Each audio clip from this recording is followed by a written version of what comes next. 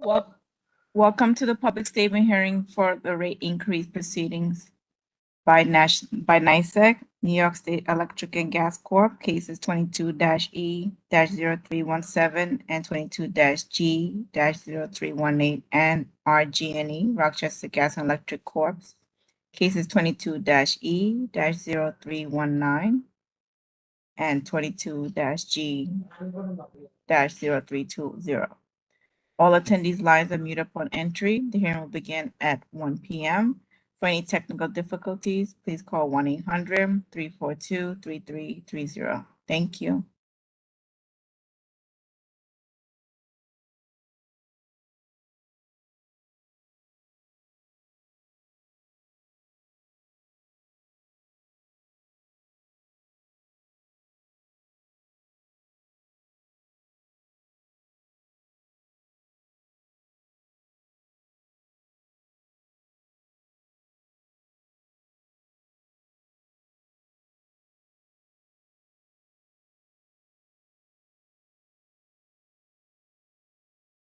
Good afternoon.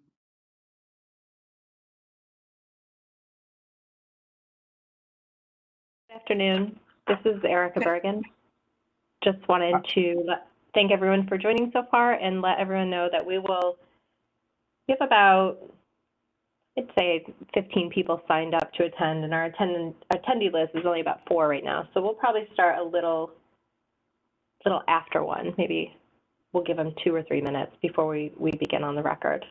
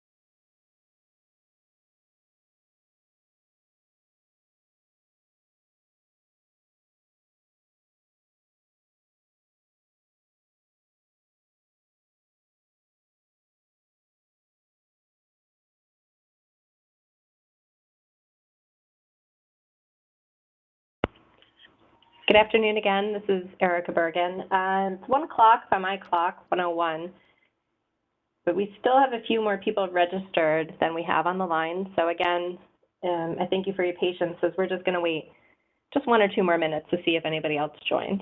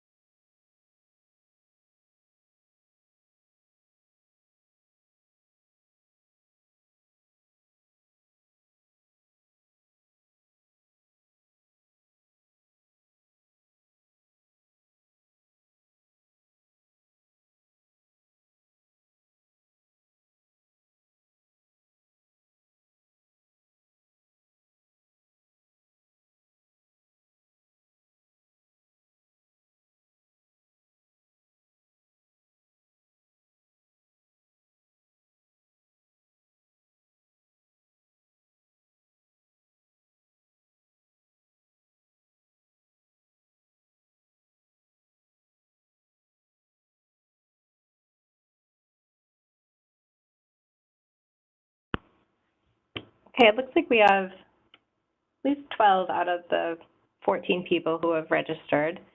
Our court reporter today is Monique Hines. Ms. Hines, are you on the line? Yes, I am. Okay, and are you ready to begin? I'm ready. Okay, before we go on the record, I just want to remind everybody who's on joining us today to make a statement. We are transcribing the statements for inclusion in the record, and it would be helpful that before you begin your statement, if you could just restate your name, and if it's an unusual name or you have an unusual spelling, please spell your name for the court reporter's benefit. And Ms. Hines, if at any time somebody is speaking too fast or you can't get what they're saying, please feel free to join in to ask them to repeat or slow down. Okay. Okay. With that, we are on the record. On the record. I call case 22E0317, proceeding on motion of the Commission as to the rates, charges, rules, and regulations of the New York State Electric and Gas Corporation for electric service. Case 22G0318, proceeding on motion of the Commission as to the rates, charges, rules, and regulations of New York State Electric and Gas Corporation for gas service. Case 22E0319, proceeding on motion of the Commission as to the rates, charges, rules, and regulations of Rochester Gas and Electric Corporation for electric service. And case 22G0320, proceeding on motion of the Commission as to the rates, charges, rules, and regulations of Rochester Gas and Electric Corporation for gas service. Good afternoon and welcome. My name is Erica Bergen, and I'm an administrative law judge with the New York State Department of Public Service. With me today on the line is Administrative Law Judge Lindsay Overton, and together we're responsible for presiding over the hearings in this case and the development of a complete record in these proceedings. We're here today for a public statement hearing that was noticed on August 19th, 2022. New York State Electric and Gas Corporation, or NYSEG, and Rochester Gas and Electric Corporation, or RG&E, filed amendments to their electric and gas tariff schedules on May 26, 2022, proposing to increase their annual electric and gas delivery revenues effective May 1st, 2023. NYSEG proposes to increase its annual electric delivery revenues by approximately $274 million, which is a 31% increase in base delivery revenues, or a 16.8% increase in total revenues. NYSEG requests an increase in its annual gas delivery revenues of approximately $43 million, which is a 20.7% increase in base delivery revenues, or a 9.8% increase in total revenues. RG&E requests an annual increase in electric delivery revenues of approximately $93.8 million, which is a 19% increase in delivery revenues, or an 11.3% increase in total revenue. RG&E also requests an annual increase in gas delivery revenues of approximately $37 million, which is a 20.9% increase in base delivery revenues, or a 9.7% increase in total revenues. We're holding this hearing so that you can provide your comments on these proposals for the Public Service Commission's consideration. The Commission will decide the terms and conditions of service for NYSEG and RG&E. The Commission consists of 7 members, the Chair, Rory Christian, and Commissioners Diane Berman, James Alisi, Tracy Edwards, John Howard, David Valesky, and John Majori. We're fortunate today to have Commissioner Majori with us. Commissioner, would you like to address the participants? Thank you very much. I realize that this is a very important case that's going to affect a great number of people. I am here to listen to you. You're not going to hear from me again during this public statement hearing, but I do think it's very important to take into consideration what comes out of not just this public statement hearing, but there's a series.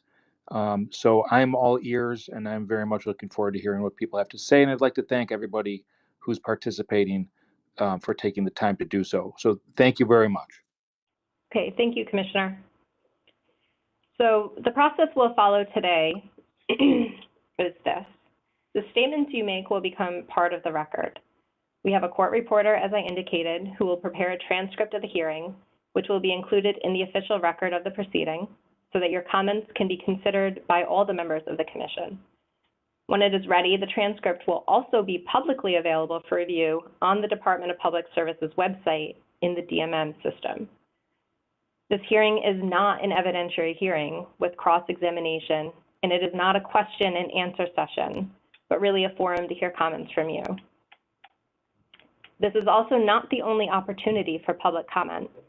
If you did not pre-register to speak at today's hearing, but would like your views to be included in the record, there are, as Commissioner Majori mentioned, other public statement hearings scheduled, and there are other ways to put your comments in the record. You can submit comments through the department's website, by email, by regular mail, or by telephone. All comments, no matter how submitted, are given equal consideration. So no statement made today will be given any more weight than if you decide to put in your comments later on by email, mail, or telephone. Because we are holding this public statement hearing virtually, we ask people to register to make a statement at today's hearing. It appears at this point we have a few more people on the line than have registered, and since it's still a manageable number, if we can get through everybody in a timely manner that has registered, then I will open up the floor for other people to speak. If you have registered to make a statement or you're called upon to make a statement, please summarize any lengthy written statements. You can summarize them orally and then submit the full written statement by mail or email. That way we can give as many people an opportunity to speak as possible today.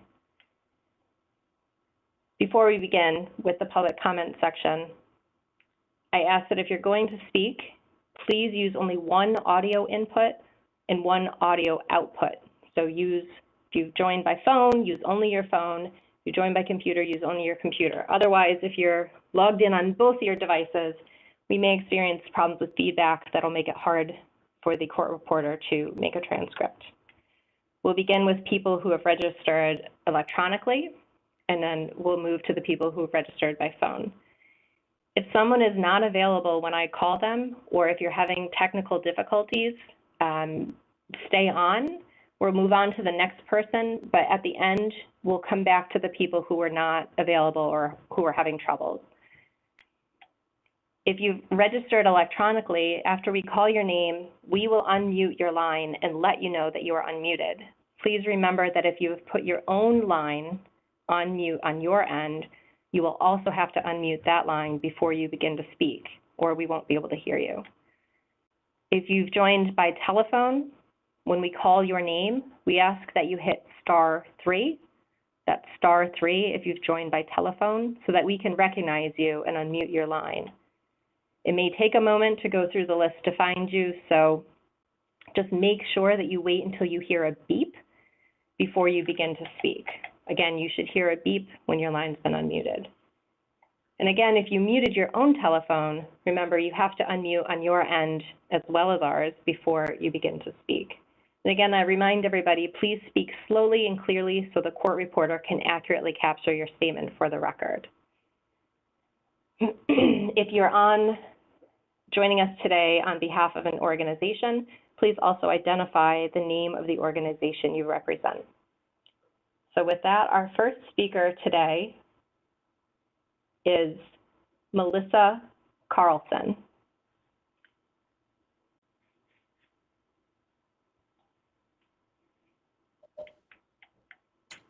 Hello, my name is Melissa Carlson. I am from Rochester, and thank you for the opportunity to speak. I applaud the utility RG&E in Rochester, where I live, for some of the work they're beginning to do. I have new poles in my backyard. Not sure what that's for, but they're working on things. But I don't want to see rate hikes unless they are going to be doing things that protect the climate. That is my primary driver. 2 major roads in my neighborhood have had new gas mains, and I've seen marketing saying how wonderful this is, but this is not appropriate for protecting the climate. I also looked on the RG&E website, and it says there's excellent customer service and commitment to community and the environment. I find none of these. I answer phones for an energy supply program in Rochester and other places, Monroe County. I have talked to customers who have waited hours on the phone. RG&E has sent them to me when they aren't part of my program because I'm the local scapegoat. I myself installed a geothermal heat pump, and RG&E did not send me any bills until I called 3 times and talked to 7 people to figure out they still had me as a gas customer. And because I had only 2 or 3 therms of gas being used a month, they figured something was wrong, so they stopped billing me. And I had to work to get that straightened out. Where the website says that they have commitment to the community, I want to see more commitment to weatherization and rebates on heat pumps and focus on district geothermal to really help electrify many of the houses and improve their energy burden for many of the poor housing stock and poor people in our community. And for caring about the environment, we should be focusing on electric. We should not be installing new gas mains. I want more focus on the environment, on electrifying things, on helping the community move forward in those ways. Thank you very much. Thank you. Our next speaker is Jody Francis.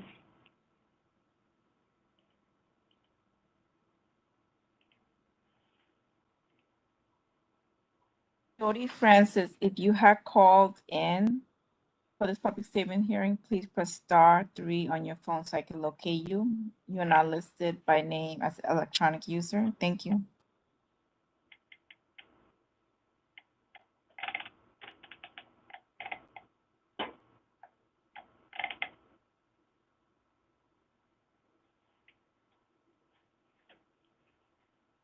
Okay, Jody Francis, if you're on the line, we'll come back to you.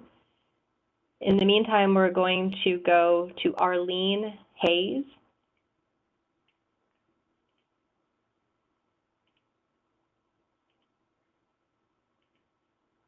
Arlene Hayes, if you have called in to this public statement hearing, please press *3 on your phone so I can locate you and unmute your line.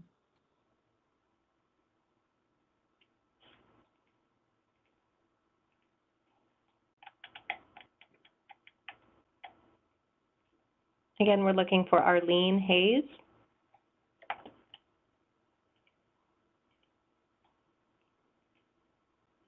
Okay. Arlene, if you're on the line and having trouble, we'll come back to you. Meanwhile, we'll move to Faith Bennett.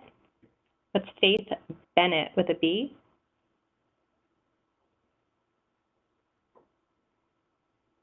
Faith Bennett, if you have called into this public statement hearing, please press *3 on your phone so I can locate you and unmute your line.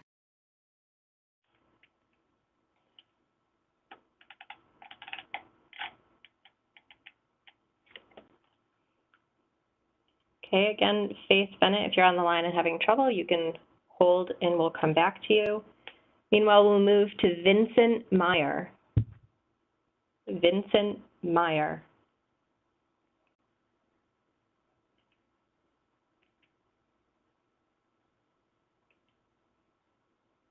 Vincent Meyer, if you have called into this public statement hearing, please press *3 on your phone so I can locate you and unmute your line. Thank you.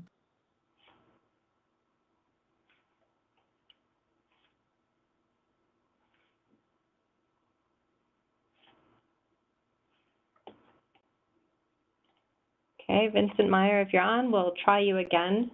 Meanwhile, we'll move to Beverly Usher.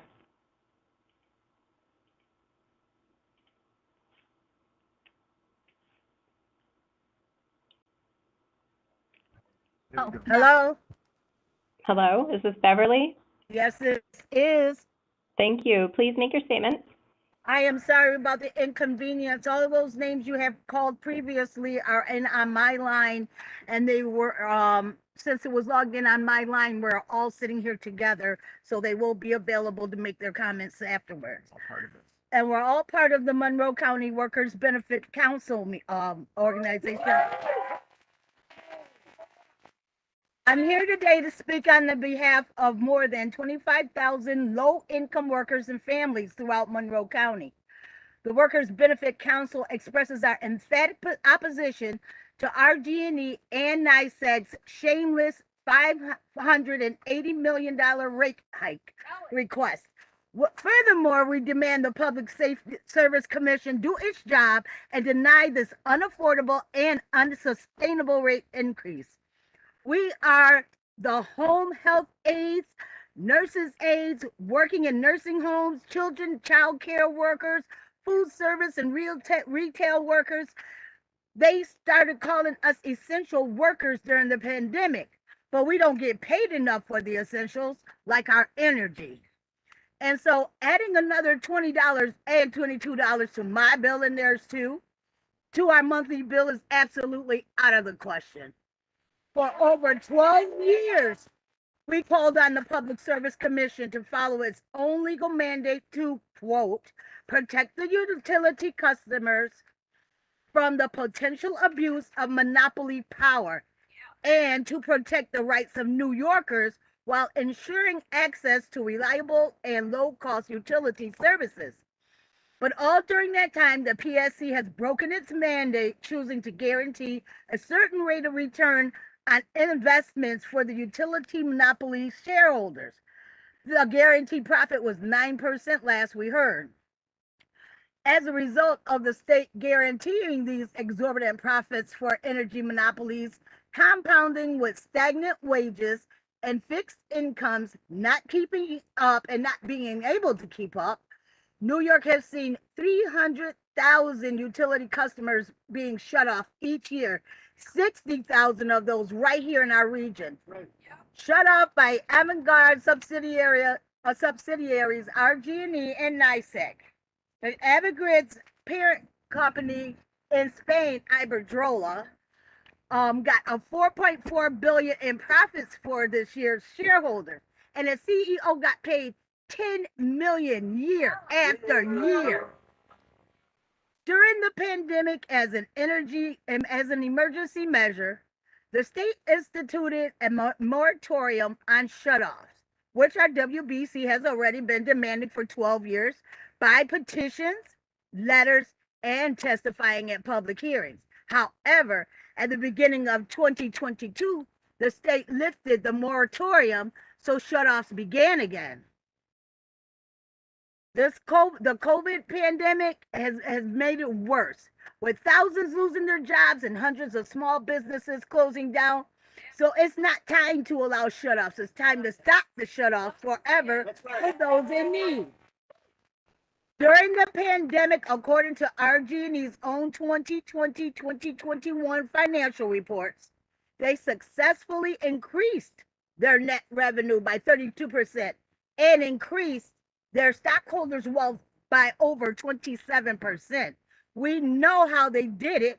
Now 13% of all utility customers owe more than $2.1 billion, and that's double what was owed at the same time in 2021.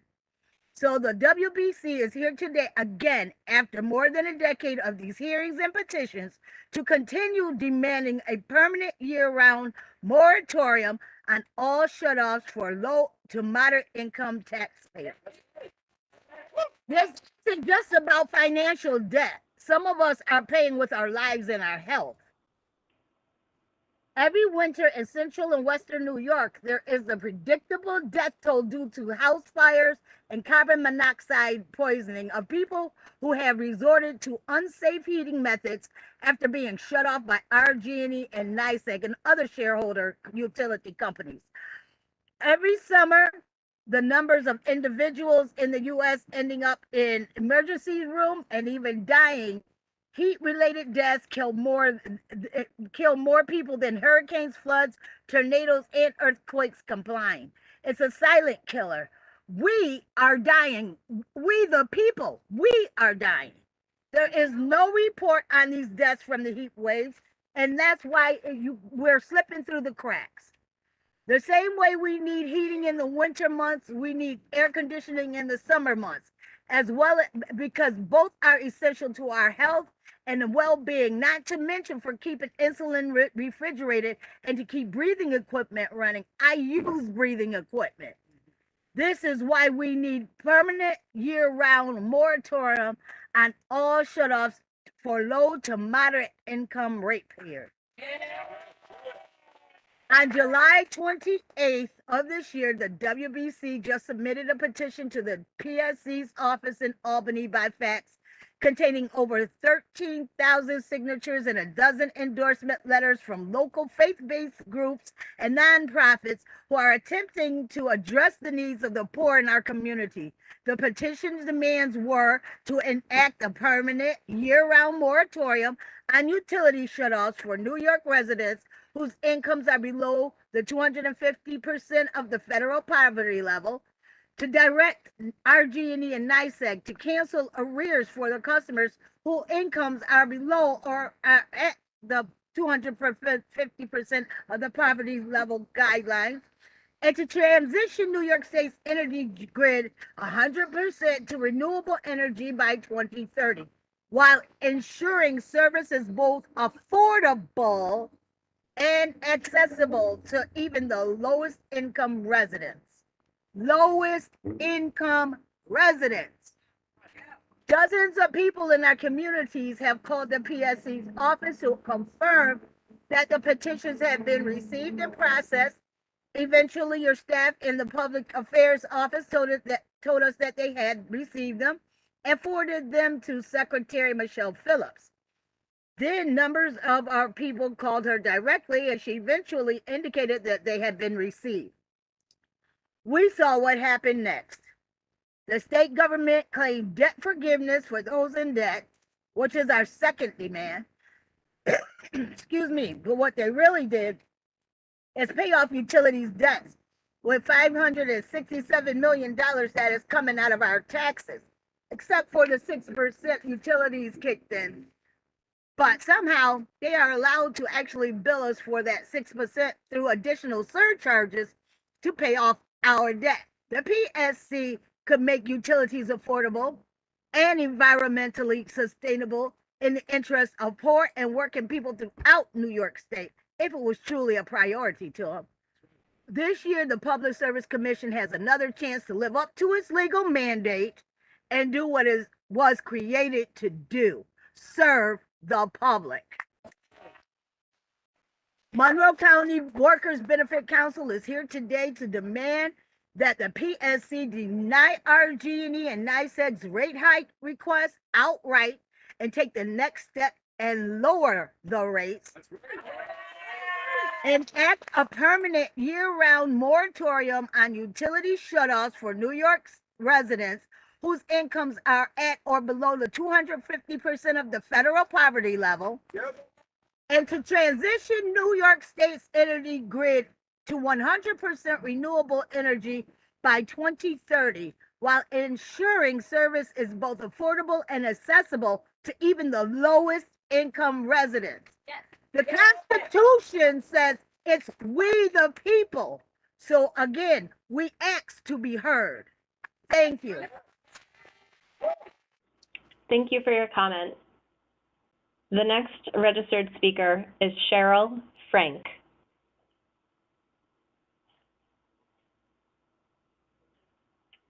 Cheryl Frank. Cheryl Frank, if you have called in to the public statement hearing, please press *3 on your phone so I can locate you. Thank you.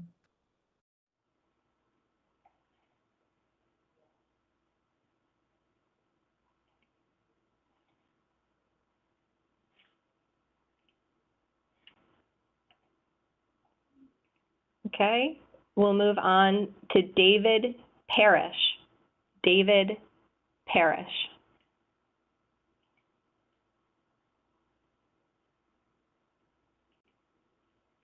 David Parish, if you have called into the public statement hearing, please press *3 on your phone so I may locate you. Thank you.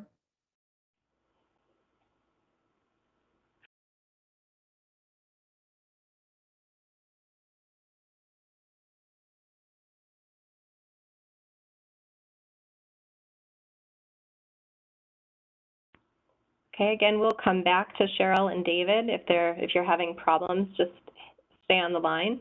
But we're moving on to Cynthia Cox. Cynthia Cox.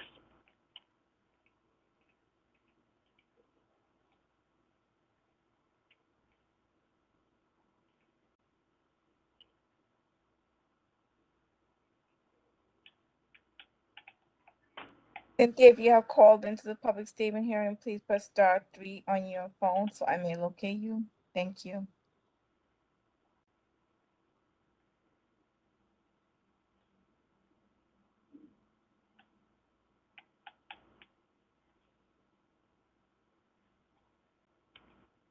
Okay, we'll move on to Tony Pietra, who's registered by telephone. Tony Pietra, please press *3 on your phone so we can identify you.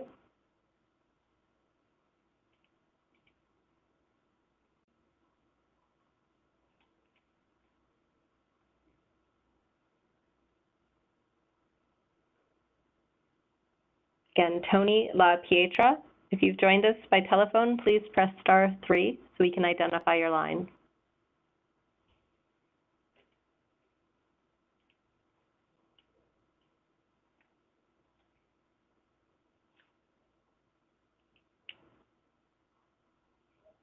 Okay, we'll move on to, what did I hear? Mr. LaPieta? No? Okay, we'll move on to Nicholas Rubin. Nicholas Rubin, if you've joined by telephone, please press *3 so we can identify your line to unmute.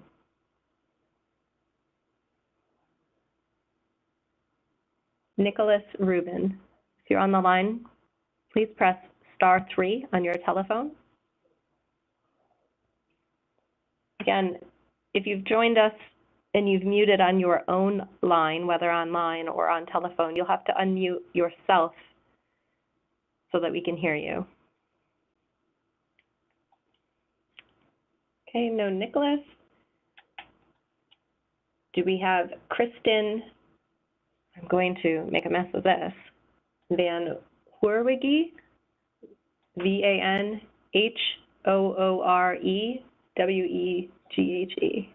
Hi.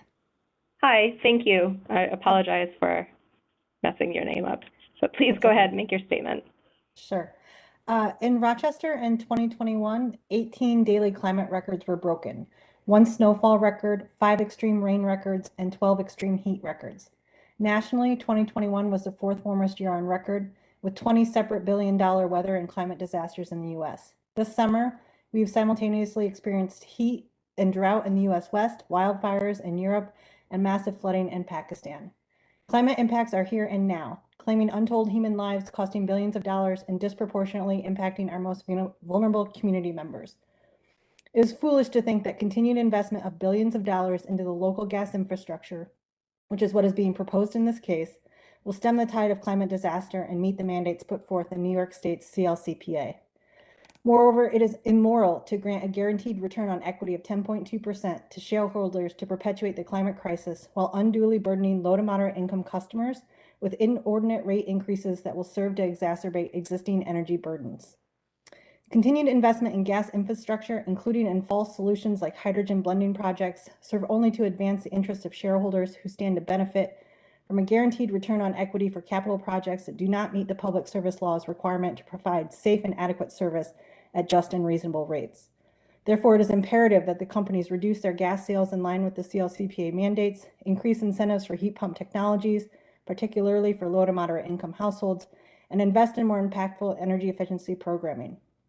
To meet the state's goals of 100% carbon-free electricity, the companies should ease the process of connecting renewable energy to the grid and coordinate suppliers to provide more timely and understandable billing. The companies should invest more heavily in utility-scale battery storage to enable greater penetration of variable renewable energy and help address peak demand. Finally, district geothermal projects should be a top priority for ratepayer dollars, as the technology enables communities to take advantage of aggregate loads, economies of scale, and load diversity, as well as making highly efficient, clean heating and cooling accessible to all community members. While I applaud the company's investment in electric heat make-ready programs and efforts to improve access to EV charging infrastructure, we can do more to protect the climate and ease local energy burdens. I implore the Commission and the companies to take this opportunity to be leaders in transitioning our energy infrastructure to a more sustainable future. Thank you. Thank you. Next, we have Brady Ferguson. Brady Ferguson. Good afternoon. My last name is spelled Fergusson.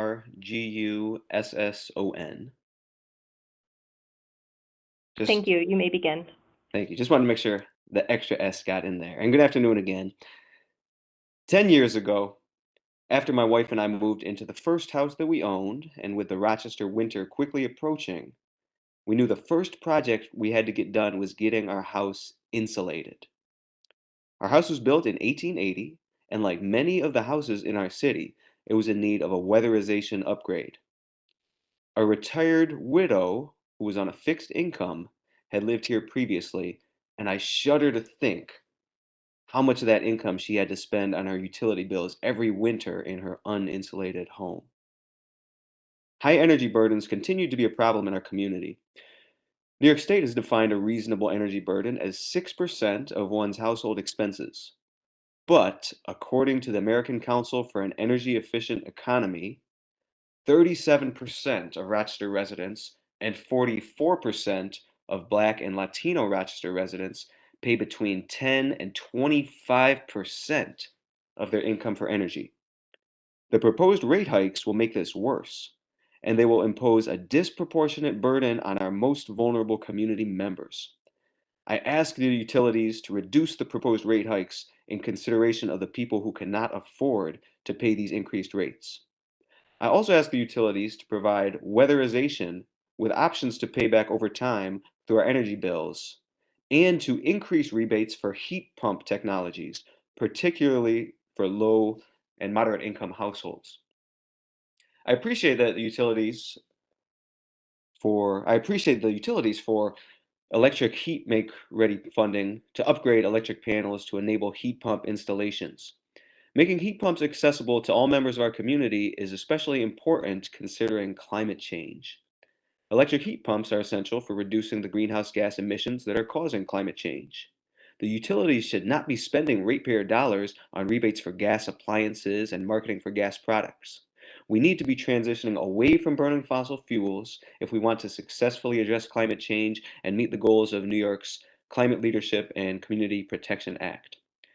In addition, heat pumps are better than gas furnaces because they provide both heating and cooling. Climate change is already causing big swings between temperatures, and as these get more extreme, more people here will need to be able to both cool and heat their homes.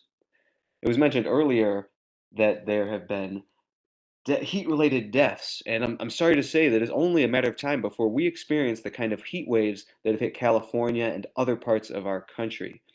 We need everyone in our community, especially the most vulnerable members, to have weatherized houses and access to clean, cooling, and heating, and we need our utilities to support this.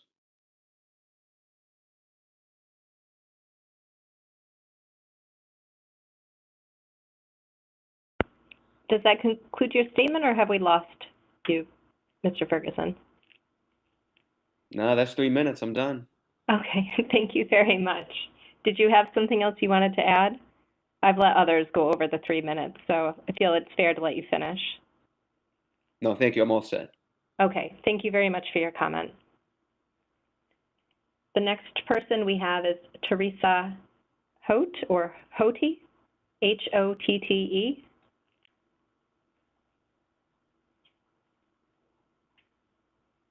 Teresa from the Public Utility Law Project. Good afternoon, Commissioner Majori and Administrative Law Judges Bergen and Overton. My name is Teresa Hotte, H-O-T-T-E, and I'm a staff attorney with the Public Utility Law Project of New York, or PULP. My pronouns are she, her.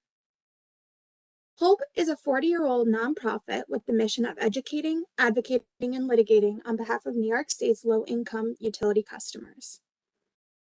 PULP thanks the Department of Public Service for the opportunity to testify in relation to New York State Electric and Gas Corporation's electric and gas rate cases 22E0317 and 22G0318, and Rochester Gas and Electric Corporation's electric and gas rate cases 22E0319 and 22G0320.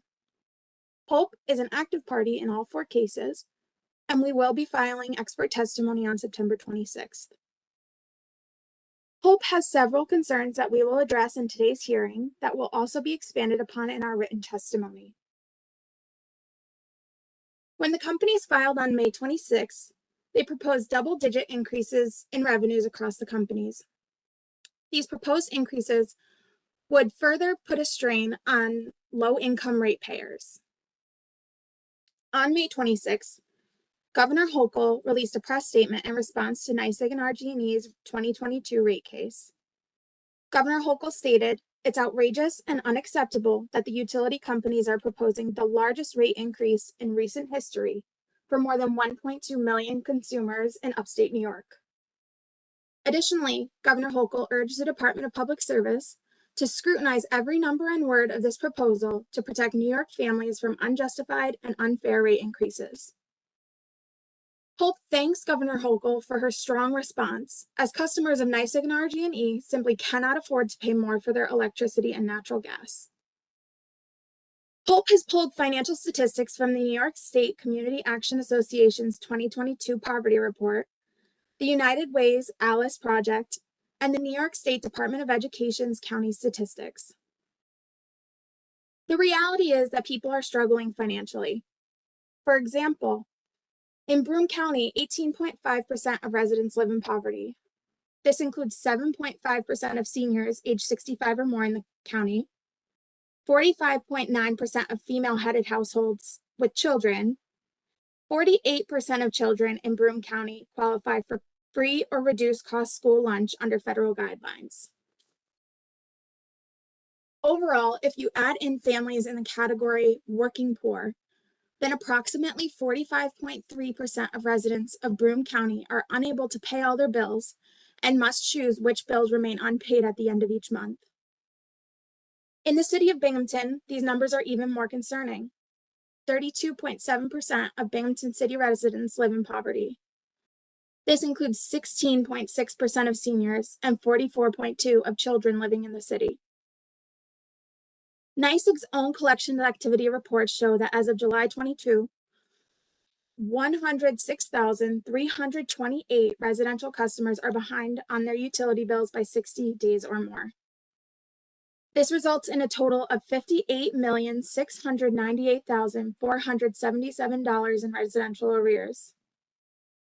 RG&E's collections activities reports of July 2022 show that 65,274 residential customers are behind on their bills by 60 days or more. This accounts for $43,664,256 in residential arrears. The Commission has set an important target for affordability with a goal that no low-income customer will spend more than 6% of their income on energy. Even before any rate increases that may result from the company's filings, low-income customers in the territories are already spending much more than 6% of their income on energy bills.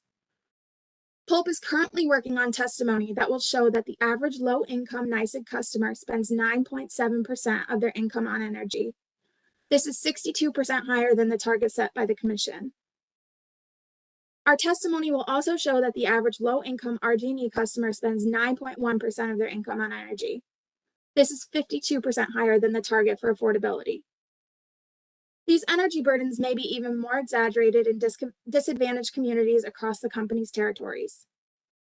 The effects of the COVID-19 pandemic are still heavily felt across the company's territories. Everyday ratepayers are already struggling with bills that are unaffordable. In these unprecedented times, Pulp asks the Commission to scrutinize NYSEG and RG&E's rate request to make sure that the rates customers are paying are just, reasonable, affordable, and fair. Thank you. Thank you for your comments. I'd like to briefly go back over the people who we called, but we were unable to connect with. Do we have Cheryl Frank? Cheryl Frank, if you've joined by telephone, please press *3 so we can identify you.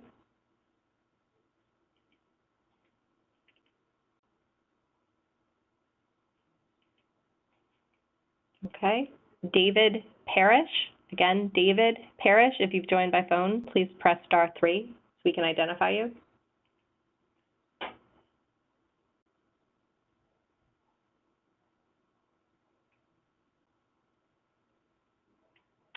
Seeing no hands raised on my list, we'll move to Cynthia Cox. Cynthia, if you've joined by phone, please press *3 so we can identify you.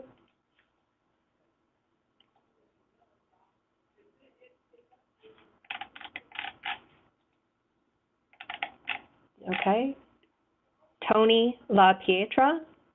Tony LaPietra, if you've joined by phone, please press *3 so we can identify you.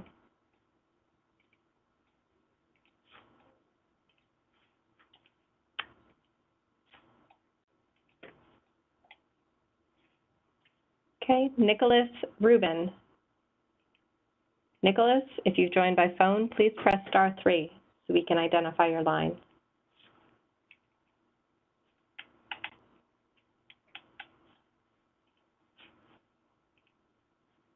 Okay, then Beverly Usher had indicated that there were several members of the Monroe County Workers Benefit Council who had registered to speak, so we'll go back to that group. Ms. Usher, can you please unmute your line, or can we unmute Ms. Usher's line? Yeah, you're good. Go. My name is Arlene Hayes. I live in Rochester, New York, and I was a food prep person. I'm here today with the Monroe County Workers Benefit Council, or WBC for short, representing more than 25,000 low-paid working people and families throughout Monroe County. As already mentioned, the WBC opposes any and all rate hikes on our utility bills, as it would only cause more poverty and economic inequality, as well as pain and suffering in our community. It has come to our attention that a major portion of Avangrid's rationale for this rate hike is the fact that they are implementing their green energy development plan called, quote, Reliable Energy New York, unquote. While the WBC supports all sincere efforts to transition New York's energy grid to 100% on renewable energy, we take exception to the utilities' claim that they must raise our bills in order to achieve this end. This claim is especially disingenuous in the light of the fact that RG&E succeeded in increasing their revenues and profits during the pandemic by 32% and 27% respectively, and this while the numbers of ratepayers statewide who are unable to afford their utility bills doubled to 13% of all households collectively, owing over $2.1 billion. The claim that the only pathway to green energy is higher bills for ratepayers is a lie that must be exposed. The concept of sustainable development was defined and accepted globally at the 1987 World Commission on Environment and Development Conference as, quote, development that meets the needs of the present without compromising the ability of the future generations to meet their own needs, unquote. In other words, sustainability includes meeting the people's needs here and now in a way that allows our children and grandchildren to do the same. Therefore, sustainability must be economically viable and socially inclusive and equitable as well as ecologically responsible. Yes. 12 years later, in 2015, all 193 member states of the United Nations unanimously adopted the 2030 Agenda for Sustainable Development with its 17 Sustainable Development Goals, or SDGs. Later that same year, the Monroe County Workers Benefit Council officially endorsed the 2030 Agenda because we felt it was masterfully balanced the three dimensions of sustainability: economic, social, and ecological. For example, Sustainable Development Goal number 1 is end poverty in all its forms everywhere. Goal 7 is ensure access to affordable, reliable, sustainable, and modern energy for all. And goal 11 is make cities and human settlements inclusive, safe, resilient, and sustainable. Poor and oppressed people of the world, including those of us right here in Rochester, New York, understand what it means from our life experiences.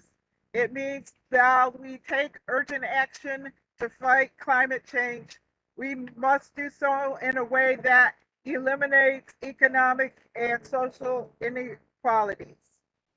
If we do not, then the best outcomes we can hope for will be an eco-friendly society for the middle and upper classes and wealthy nations based directly on the exploitation and suffering of poor and working people within them and of the developing nations of the global south. This economic and social inequality leads inevitably to conflict because, as we all know, where there's no justice, there can be no peace. Right. And this, we say, is unsustainable. Right. Using this criteria, there's nothing sustainable about a multi-billion-dollar energy holding company like Iberdrola, Avangrid, owner of RG&E, NYSEG, paying for their so-called green energy initiative by raising customers' bills over $20 a month. If it's not affordable to the utility customers, then it may be green, but it's not sustainable. There's nothing sustainable about forcing us to let them put their quote, smart meters in our homes so they can fire all the workers whose job it is to read meters. There is nothing sustainable about using those smart meters to charge us more money for using electricity at peak hours of the day, such as when a working mom gets home from work at 5 p.m. and must cook dinner for her kids and do laundry while they get started on their homework, or any of the other myriad of activities the average working family engages on a daily basis. And if we choose to opt out of their smart meter program, they will add an extra $12 a month to our bills, all in the name of going green. Well, it may be green, but this type of profit-driven environmentalism is created more poverty in our community. So we say it's not sustainable. There is nothing sustainable about a deregulated energy market that allows the largest investment banks in the world to parasitically drive up the price of a life necessity such as heat in the winter, when the weather experts predict extreme winter weather on the horizon, and they all start buying gas futures and expecting to make a win for a profit on the price volatility caused by increased demand. But this is precisely what is happening now. And this is what increased climate change will bring us if our governments allow the current political and economic state of affairs to continue. Right. Yeah. Whether this is unaffordable energy comes from solar, wind, nuclear, gas, coal, or any other source matters little to hundreds of thousands of households throughout New York State who are being shut off in the cold of winter and the heat of summer for their inability to pay. The source of our energy does not matter to us, but when does matter to us, but when the PSC throws hundreds of thousands of our families under the bus by allowing utility rate hikes in the name of going green, we must fight for sustainable development and not this profit-driven environmentalism that victimizes and alienates the majority for the benefit of the already wealthy and powerful. Right. We, the Monroe County Workers Benefit Council, demand the PSC and the New York State government set an emulative example for others to follow and adhere to the letter and spirit of the 2030 Agenda for Sustainable Development, and transition our state's energy grid to a clean, renewable, modern energy grid by 2030 for the sake of our children and grandchildren and for generations to come. We demand that the PSC take away a means approach to achieving this in an economically and socially inclusive manner by ensuring that utility rates remain affordable for even the lowest income rate payers.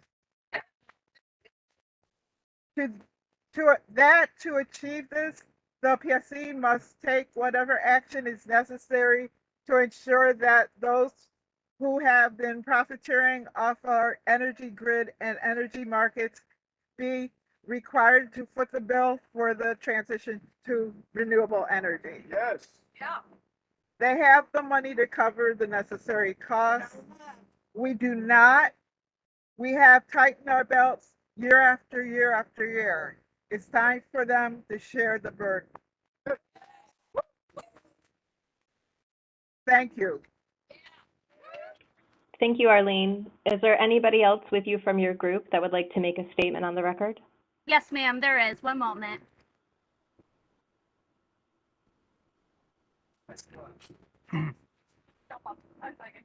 Good afternoon.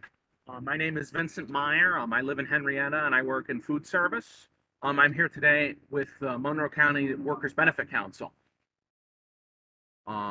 As has already been said, the WBC is completely against any rate hike whatsoever, as the bills have been growing increasingly unaffordable for a growing majority of ratepayers for many years now. But of course, this has not stopped RG&E, NYSEG, nor their parent companies from making record profits all along, even during the pandemic, while the numbers of households unable to afford their utility bills doubled. We know that this is due to the Public Service Commission's prioritizing the company's shareholder wealth over the urgent survival needs of the low-income ratepayers who are victimized by every rate hike and face shutoff every year. Another example of the PSC's flawed priorities can be seen in the recent so-called quote-unquote debt forgiveness program. Admittedly, $567 million towards forgiving utility debt sounds good at first. However, let us pause for a moment and look at the whole context, shall we? The PSC guarantees the RG&E parent company a 9% rate of return on investment and, other than for around 1 year during the pandemic, places no limitations on how many low-income customers they can shut off who fall behind on their bills. Then, each year, when it becomes clear that the ratepayers are not going to be able to pay back what they have been overcharged, instead of pulling the reins on the companies, forcing them to lower their rate or at least lower their government-guaranteed profits, they take our tax dollars every year and pay off the utility what they are demanding. That is the Home Energy Assistance Program, HEAP. Then this year, with the problem of unaffordable utility rates at an all-time high due to the economic fallout from the pandemic matched by the unprecedented price gouging on the wholesale energy market by energy traders, what does the state government do? Do they go to utilities and say, hey, average working people out here have been tightening their belts for years. If you want to continue to do business and make your profits here in New York, you are going to have to show some good faith and lower your rates and profits? Absolutely not. Instead, they went to the legislature and got them to cough up $250 million of next year's budget, throw in $100 million of ERAP money from the federal pandemic relief aid, and then let the utilities add an additional surcharge of $181 million to our bills to generate more money for the program. The utilities themselves are only kicking in $36 million statewide. So that means each of the 5 or so large utilities are only chipping in around $7 million or so. This is not even chump change for them. So what is this quote-unquote debt forgiveness program really amounts to is nothing more than a bailout for the utilities. They couldn't force us to pay out our money, and we did not have in our limited incomes. So instead, they dipped into the public coffers and paid off the utilities to make good on their government-guaranteed profits. Does the governor's office and the PSC have such a low opinion of us that they think we are too dumb to see what they are doing?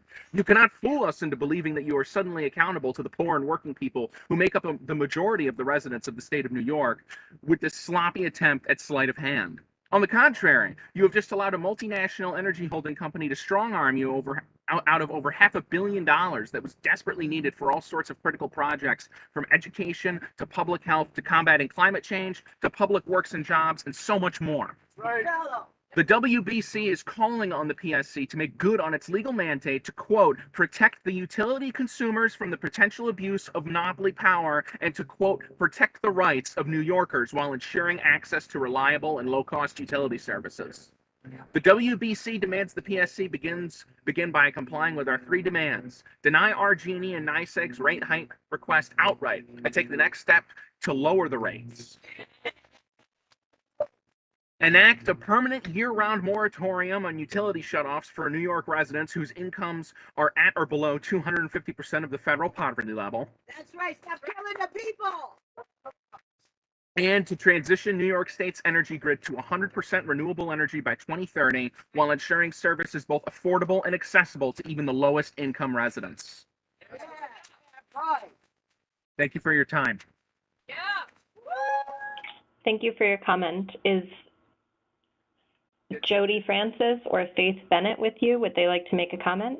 Yes, Jody is next. Thank you. Thank you. Good afternoon. Good afternoon. Jody? Yes. Okay, please continue. Yes. My name is Jody Francis. I live in Rochester. I'm here with the Monroe County Workers Benefit Council, and My grievance with a rate increase, it's a personal one.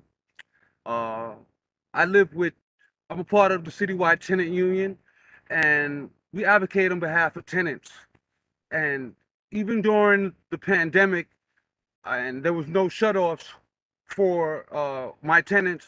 Now that the uh, now that the shutoffs by the governor was taken away, all of my tenants that I know, they're behind, and they're behind on their bills, and they're also behind on their energy bills. We're all low income, moderate, minority. We all have we're barely just making it with our jobs that we have. Personally, my experience with RG&E is not a good one. They cut off my energy twice without explaining why. The second time I had to rely on the Workers Benefit Council. One of our representatives by the name of Ben, he came to my aid. If I didn't know Ben in the Workers Benefit Council, I would have been in the cold. One winter, Ben came to my aid. He gave me information, and we found out that RG&E was in the wrong. And within 2 hours, I had my energy back on. What about the people that don't have the wherewithal to reach out to the Workers Benefit Council? A lot of them are without energy. And like I said, to my understanding, it's a state, this energy that this rate increase is just going to make more profits for a company that's not even a part of our nation. I mean, I just want to understand what these proposals are about. I just know that between tenants and the energy bills, after these pandemic moratoriums, a lot of people are going to be homeless this winter. And to me, it's tough to choose between food and paying your energy bill. And right now, all my tenants are going through that problem. Me, myself, I have a 7-month-old newborn. And like I said, it's tough. And this increase would definitely affect the way I budget and manage my family. And I'm totally against it. And I believe we should cancel this rate hike entirely. That's a guy, Jody. Thank you. Thank you, Jody. Is Faith with you? She's not, but somebody else in the group here raised their hand. If there's time for a unregistered person to speak, Faith couldn't make it, but Linda is here, if that's okay. That's okay. Linda, I just asked that you say and spell your last name for the benefit of the court reporter. Hi, my name is Linda, Linda Pratt, Pratt, and I live in Penfield, New York, which is a suburb of Rochester. And I'm also here as part of the Monroe County Workers Benefit Council. And I'm here with some math. So looking at documents.dps.newyork.gov, the CEO salary for RG&E was nearly $1.8 million last year. The average utility rate in Monroe County per year is $1,284, give or take, depending, of course, on the weather. A single person living at 250% below the poverty level makes an income per year of $32,000. If you do the math, you will see that a person living at 250% below the poverty level pays 800 times more in utility costs. How are we doing this? Why is it? I cannot believe that a CEO does 800 times more work than a person living at 250% below the poverty level. And that is why I'm endorsing the demands of the Monroe County Workers Benefit Council to cancel this rate entirely, install a year-round moratorium on shutoffs, and transitioning to green justice, 100% renewable energy for even the lowest income taxpayers, and that is priceless.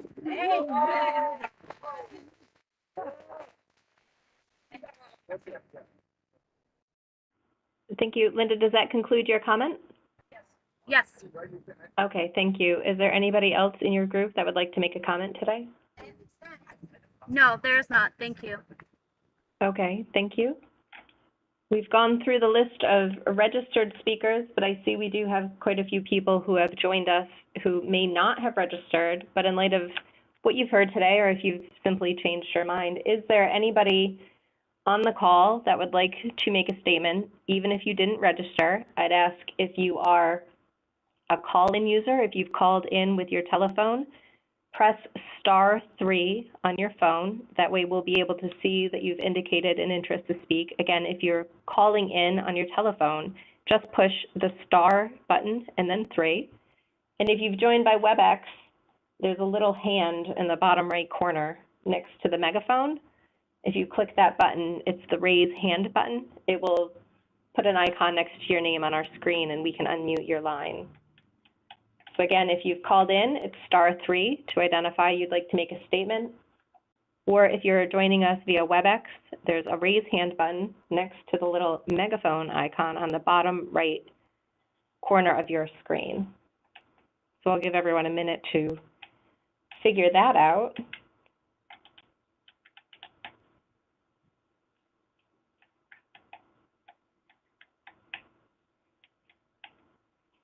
Sangeeta, do you see any hands raised? I see one, and the line has been unmuted. Okay, thank you. Caller, please identify yourself. Spell your last name. Yeah. Thomas. Thomas, is that your first or your last name? Last name, Thomas. First name, Ernest, Ernest. Okay, thank you, Ernest. Please begin. Thank you. Hello? Hello, please begin.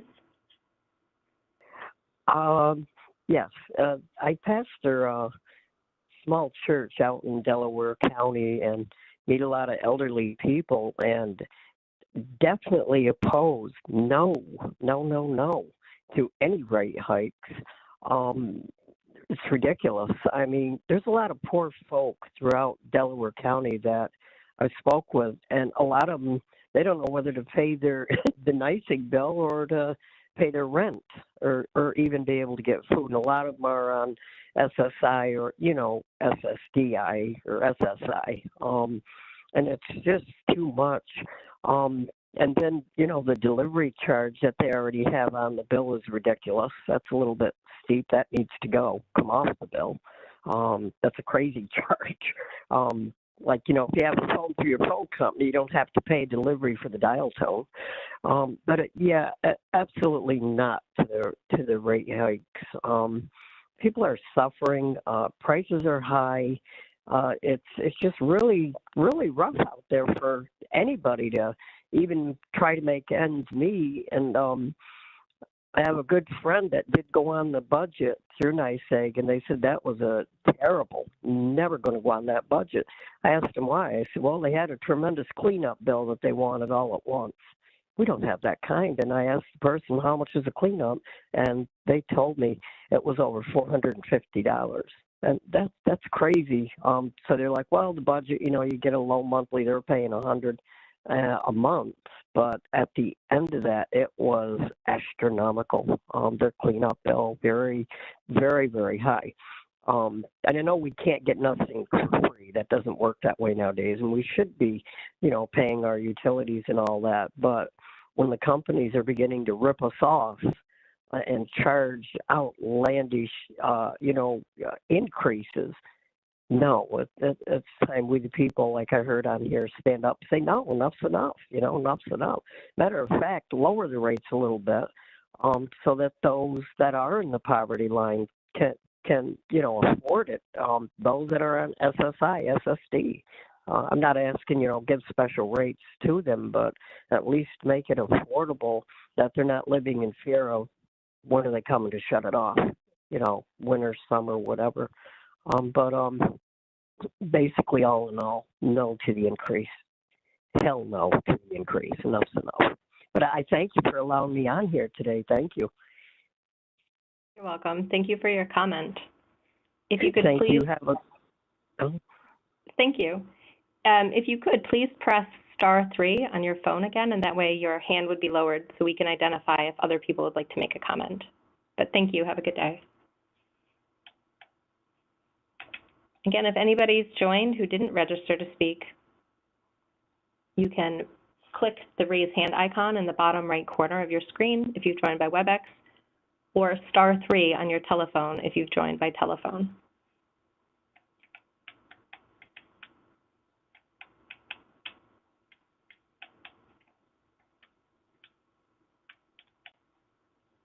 And Sangeeta, do you see any new raised hands? I don't see any new raised hand, but is this the previous speaker? Calling user 14 was Ernest Thomas, yes. Okay, thank you. Thank you. Okay, seeing no other hands raised, I want to thank everybody who showed up today to make a statement on the record. Thank you very much for taking the time to join us today. This concludes our hearing this afternoon. I would like to remind everybody on the line that you may also submit your comments by the other means we described earlier in the hearing and in the August 19th notice of the public statement hearings. In addition to this afternoon's hearing, we will be holding an additional public statement hearings in these cases tonight at 5 o'clock and on September 28th and October 18th, both at 1 o'clock and 5 o'clock. The information to join us at those hearings is available on the DPS website. If you enter into the search bar any one of the 4 case numbers in the DMM search box, you will be able to find the notice that has all that information. So again, Judge Overton and I would like to thank everyone for their interest in the proceedings today. We also thank Commissioner Majori for joining us. I thank our Office of Consumer Services for administering this session and our court reporter for joining us. The public statement hearing is now concluded. We are off the record. Thank you. Thank you, everyone. Have a nice day.